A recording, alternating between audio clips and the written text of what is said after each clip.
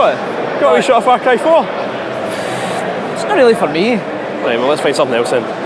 Scott, you must want a shot of Assassin's Creed Rogue. That's one of the biggest games here. I'm not really... Nah, it's not my... I want something more intellectual.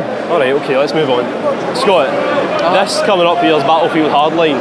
That's one of the biggest games here. You want a shot of that? Do you love Battlefield? Battlefield's alright, but sometimes, you want something more. You want something... A single player game, something that's going to excite you, something that's going to be... I don't know. It's going to feel like a classic for the ages. Alright. Right, okay. Here we go. Do you want to play Sherlock Holmes? I already am. You have to help us, Mr. Holmes. This is my brother Leighton. He's in a prison cell. They say he's killed 2 men. Whisper it with me.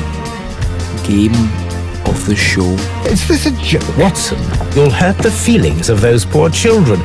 Certainly, my game of the show if no one else's. I'm a big fan of the Sherlock games, with the versus Jack the Ripper game actually becoming a bit of a favourite of mine, although at the time I did have mild concussion when I played most of it.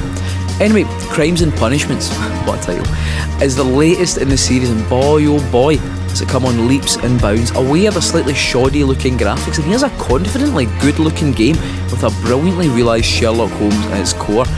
And this time they've done even more to make you feel like the great detective, giving you his mind to play about full of clues and suspicions they can link together to create theories and have epiphanies about the awful crimes that are occurring. No, Mr. Holmes, something strange happened. I was blinded by a flash, and then I was caught by the police. Along with that, visual elements from the modern Sherlock TV show are introduced, with Holmes being able to analyse the clothing and body language of a potential subject while interviewing him. It's like how we imagined L.A. Noire to be before we found out it was just a game about shouting at crying women. You knew that gentleman well, did you not? However could you know that? Anyway, add to this the Sherlock talent, a bit like Batman's Detective Vision from the Arkham games, and you've got something genuinely new and fresh coming out the consoles, and definitely something unlike anything you can play on Xbox One and PS4 right now.